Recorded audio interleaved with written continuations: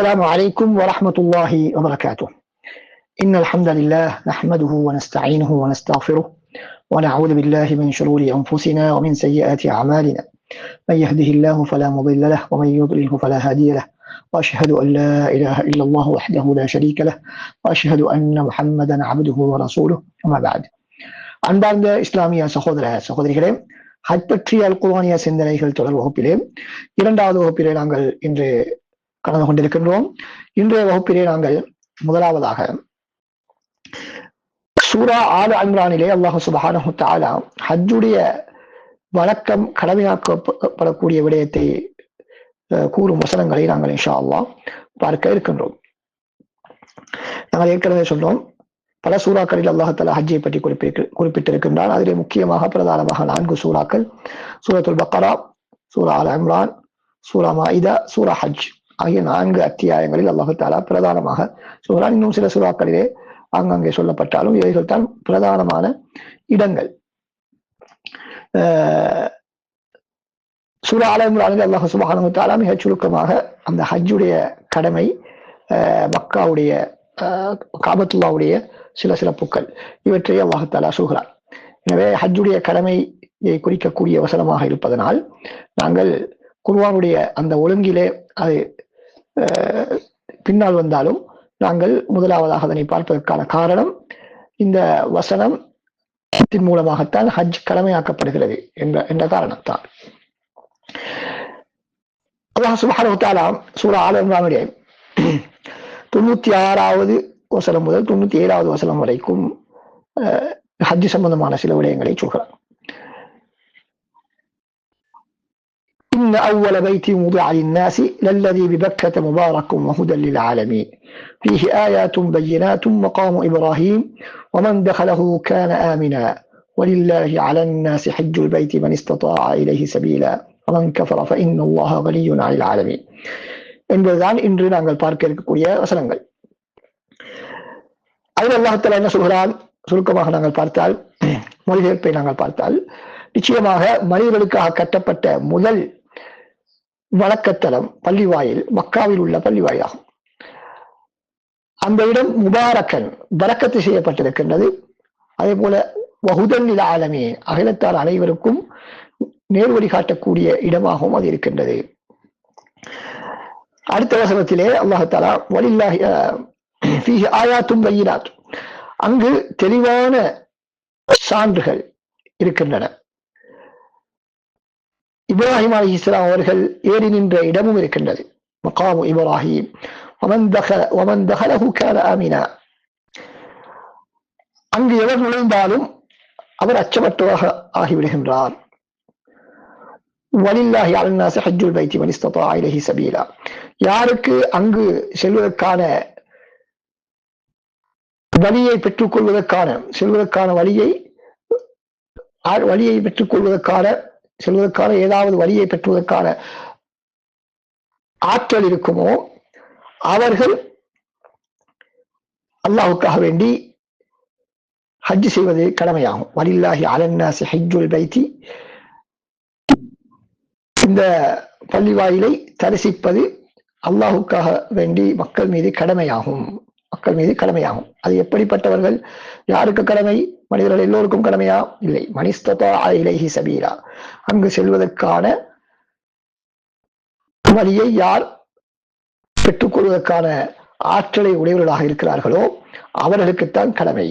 வமன் கஃபர ஃபஇன்னல்லாஹ கனிய்யுன் அனில் ஆலமீன், யாரேனும் அதனை மறுத்தால் அகிலத்தார்கள் அனைவரை விட்டும் அல்லாஹ் சுப்ஹானஹு வ தஆலா தேவையற்றவனாகவே இருக்கின்றான் என்று அந்த வசனம் கூறுகின்றது. இந்த வசனத்துடைய விளக்கத்தை நாங்கள் சுருக்கமான விளக்கத்தை நாங்கள் பார்ப்போம் என்று சொன்னால், முதலாவது வசனம் எங்களுக்கு சொல்லக்கூடிய விடயம் என்னவென்றால், அல்லாஹ்வை வணங்குவதற்காக இந்த பூமியிலே மக்கள் அனைவருக்குமாக கட்டப்பட்ட முதலாவது இல்லம் மக்காவில் அமைந்துள்ள புனித பள்ளிவாயில். அது பாக்கியம் மிக்கது, பாக்கியம் நிறைந்தது, ஏராளமான ஈருலக பயன்களை உள்ளடக்கிய இடம் பள்ளிவாயில், முபாரக். அதே போல அது உலக மக்கள் அனைவருக்கும் வழிகாட்டியாகவும் இருக்கின்றது. அடுத்த வசனத்தினுடைய விளக்கம், சுருக்கமான விளக்கம் என்னவென்றால், இந்த ஆலயத்தில் இந்த ஆலயத்தில், இந்த பள்ளிவாயிலில் அதன் சிறப்பினை எடுத்துரைக்கும் புனித சின்னங்கள், வழிபாட்டு தலங்கள் போன்ற வெளிப்படையான பல அடையாளங்கள் இருக்கின்றன. இப்ராஹிம் அலைஹிஸ்ஸலாம் அவர்கள் காபாவின் சுவரை உயர்த்த நாடிய போது, நின்றிருந்த சுவரை உயர்த்துவதற்கு நாடிய போது அவர்கள் பயன்படுத்திய அந்த கல், ஏறி நின்று கட்டுவதற்கு பயன்படுத்திய அந்த கல்லும் அவ்வடையாளங்களில் உள்ளதுதான். அங்கு நுழைந்தவருக்கு அச்சம் ஏற்பட மாட்டாது, அவருக்கு எந்த நோவினையும் கொடுக்கப்பட மாட்டாது என்பதும் அந்த அத்தாட்சிகளில் ஒன்று. இப்ராஹிம் அலைஹிஸ்ஸலாம் அவர்கள் ஏறி நின்று கட்டிய அந்த கல்லு, அதுவும் ஒரு அத்தாட்சிகளில் ஒன்று. அதே போல மக்காவுக்கு செல்லக்கூடியவர்கள், இந்த பள்ளிவாயிலுக்கு செல்லக்கூடியவர்கள் அச்சமற்றவர்களாக இருப்பார்கள் என்பதும் இன்னொரு அத்தாட்சி. யாருக்கெல்லாம் அந்த ஆலயத்துக்கு சென்று வர சக்தி இருக்குமோ, ஹஜ்ஜின் கடமைகளை நிறைவேற்றுவதற்கு சக்தி இருக்குமோ, அவர்கள் அங்கு சென்று அந்த கடமையை நிறைவேற்றுவது கடமையாகும். அவ்வாறு ஹஜ் கடமை இல்லை என்று யாராவது மறுத்தால், ஹஜ் எங்களுக்கு கடமை இல்லை, ஹஜ் இஸ்லாத்தில் ஒரு கடமை இல்லை என்று யாராவது மறுத்தால், அவர் அல்லாஹ்வை நிராகரித்ததற்கு சமனாகும். இஸ்லாத்தில் விட்டு வெளியேறி விடுவார். இத்தகைய நிராகரிப்பாளரை விட்டும் உலகத்தார் அனைவரை விட்டும் அல்லாஹ் தஆலா தேவையற்றவன் என்பதுதான் இந்த வசனங்களுடைய சுருக்கமான விளக்கம். இங்கு அல்லாஹ் சுப்ஹானஹு வ தஆலா முதலாவது, இந்த சூரா ஆல இம்ரானிலே முதலாவது சொல்லக்கூடிய விடயம், முதல் கட்டப்பட்ட மக்கள் வழிபடுவதற்காக, வணக்கம் செய்வதற்காக கட்டப்பட்ட பள்ளிவாயில் மக்காவிலே உள்ள அந்த புனித பள்ளிவாயில் தான், காபா தான் என்று அல்லாஹ் தஆலா சொல்கிறார். ஏன் அல்லாஹ் சுப்ஹானஹு வ தஆலா சொல்ல வேண்டும் என்று கேட்டால், யூதர்கள் என்ன செய்தார்கள்? மஸ்ஜிதுல் அக்ஸா எங்களுடைய பள்ளிவாயில் தான், பலஸ்தீனில் இருக்கக்கூடிய மஸ்ஜிதுல் அக்ஸா அதுதான் முதலாவது நிர்மாணிக்கப்பட்ட பள்ளிவாயில் என்று வாதிட்டார்கள். எனவே அதற்கு மறுப்பாக அல்லாஹ் சுப்ஹானஹு வ தஆலா என்ன சொல்கிறார்? இல்லை, மக்காவிலே உள்ள பள்ளிவாயில் தான் முதலாவது கட்டப்பட்ட பள்ளிவாயில் என்று அல்லாஹ் தஆலா சொல்கிறார். அடுத்ததாக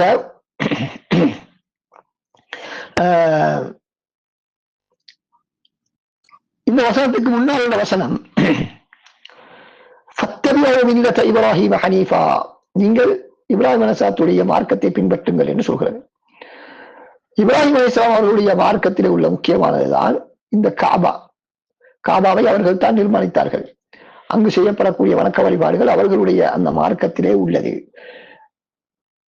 எனவே இப்ராஹிம் அலைஹிஸ்ஸலாம் அவர்களை பின்பற்றுமாறு சொல்லிவிட்டு இந்த இடத்திலே காபாவை பற்றி குறிப்பிடுவது என்பது மிகவும் பொருத்தமான ஒரு விடயம். இப்ராஹிம் அலைஹிஸ்ஸலாம் அவர்களை, அவருடைய ஏகத்துவம், இணை வைப்பை அவர்கள் விட்டு விலகி இருந்த விடயங்களிலே பின்பற்றுமாறு அல்லாஹ் சுப்ஹானஹு வ தஆலா ஏவிவிட்டு என்ன சொல்கிறான்? இந்த பள்ளிவாயிலையும் மஸ்ஜிதுல் ஹராமையும் ஹஜ்ஜின் மூலமாகவும் ஏனைய வணக்க வழிபாடுகள் மூலமாகவும் மதிக்குமாறு அல்லாஹ் சுப்ஹானஹு வ தஆலா கட்டளையிடுகிறான். இப்ராஹிம் அலைஹிஸ்ஸலாம் அவர்களை பின்பற்றி நாங்களும் அதனை மதித்து கண்ணியப்படுத்த வேண்டும் வணக்க வழிபாடுகளால். அதிலே முக்கியமானது இந்த ஹஜ்ஜுடைய கடமை. இந்த ஹஜ்ஜுடைய கடமை என்பது இப்ராஹிம் அலைஹிஸ்ஸலாத்துடைய மார்க்கத்திலே உள்ள மிக முக்கியமான அடையாளங்களில் ஒன்று. அவருடைய மார்க்கத்துக்கு என்று சிறப்பாக அதுக்கு முன்னால் வந்தவர்கள் அந்த ஹஜ்ஜுடைய கடமை கொடுக்கப்படவில்லை.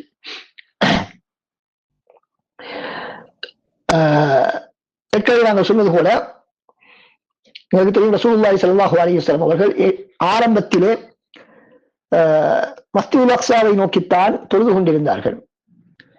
எப்பொழுது காபாவை நோக்கி தொழுமாறு ரசூல் ஸல்லல்லாஹு அலைஹி வஸல்லம் அவர்களுக்கு கிப்லா மாற்றப்பட்டதோ, அப்போது அந்த யூதர்கள் ரசூலுல்லாஹ்வுடைய நபித்துவத்திலே அவர்கள் குறை கூறினார்கள்.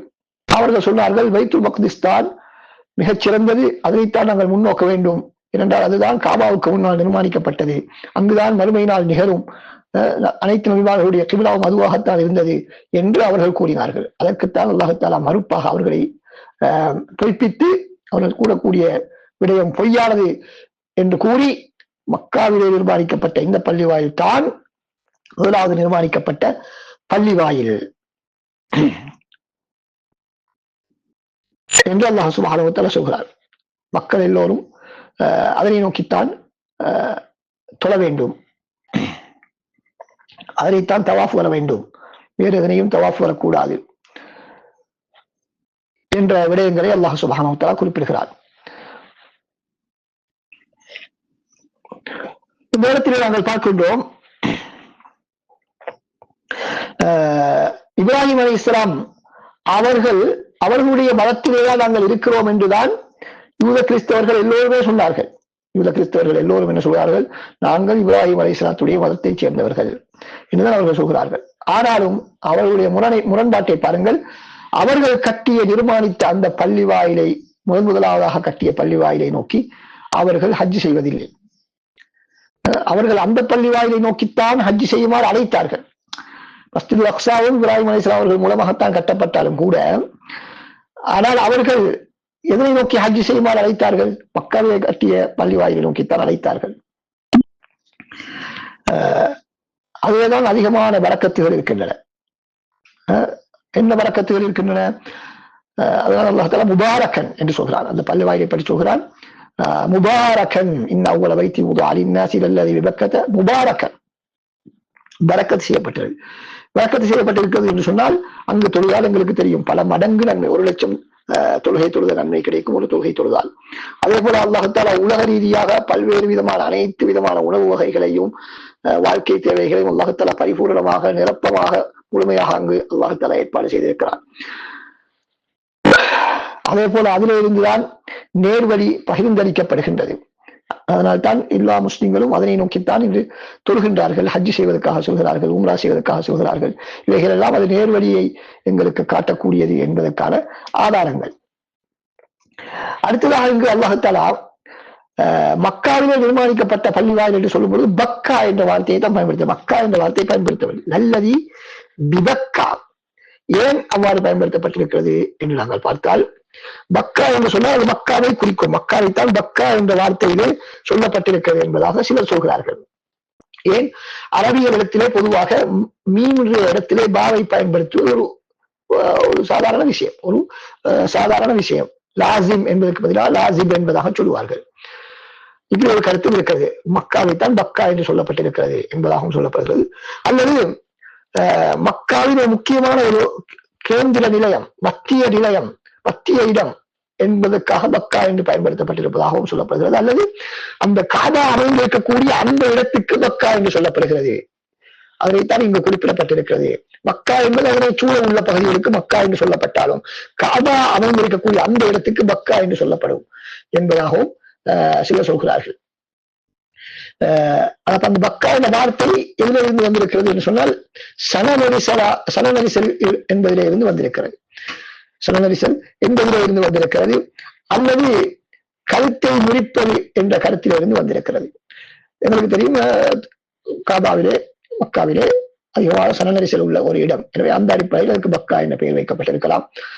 அல்லது அங்கு யாராவது அநியாயம் செய்ய நினைத்தால் அல்லாஹ் தஆலா அவர்களை அழித்து விடுவார், கருத்துக்களை முறித்து விடுவார். அப்ரஹாவுக்கு நடந்தது போல, யானைப்படைக்கு நடந்தது போல என்ற அந்த கருத்தில் அதுக்கு பக்கா என்ற பெயர் சொல்லப்பட்டிருக்கலாம் என்று பல்வேறு விளக்கங்கள் அதிலே சொல்லப்பட்டிருக்கிறது. இதுதான் பக்கா என்ற வார்த்தை. மக்கா என்ற வார்த்தையை பயன்படுத்தாமல் பக்கா என்ற வார்த்தையை பயன்படுத்தப்பட்டதற்கான காரணம் அதுதான் என்பதை நாங்கள் இதன் மூலமாக புரிந்து கொள்கின்றோம்.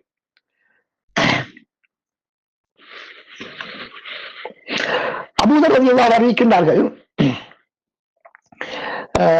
நான் ரசூல் ஸல்லல்லாஹு அலைஹி வஸல்லம் அவர்களிடத்திலே கேட்டேன், யா ரசூலல்லாஹ், முதலாக இந்த பூமியிலே நிர்மாணிக்கப்பட்ட பள்ளி வாயில் எது? அதற்கு ரசூலுல்லாஹி ஸல்லல்லாஹு அலைஹி வஸல்லம் அவர்கள் மஸ்ஜிதுல் ஹராம், மக்காவில் உள்ள மஸ்ஜிதுல் ஹராம் என்பதாக சொன்னார்கள். பின்னர் அதற்கு பின்னால் என்ன பள்ளி வாயில் என்று கேட்டேன். அல் மஸ்ஜிதுல் அக்ஸா என்பதாக சொன்னார்கள். அப்போது நான் அந்த இரண்டுக்கும் இடையிலே உள்ள கால வித்தியாசம் எவ்வளவு என்று கேட்டபொழுது 40 வருடங்கள் என்று சொன்னார்கள். எனவே காபா உருவாக்கப்பட்டு 40 வருடங்களுக்கு பின்னால் இப்ராஹிம் அலைஹிஸ்ஸலாம் அவர்கள் நிர்மாணித்த பள்ளிவாயில் தான் மஸ்ஜிதுல் அக்ஸா. இந்த ஹதீஸ் புகாரியில் இடம்பெற்றிருக்கிறது, முஸ்லிமும் இடம்பெற்றிருக்கிறது.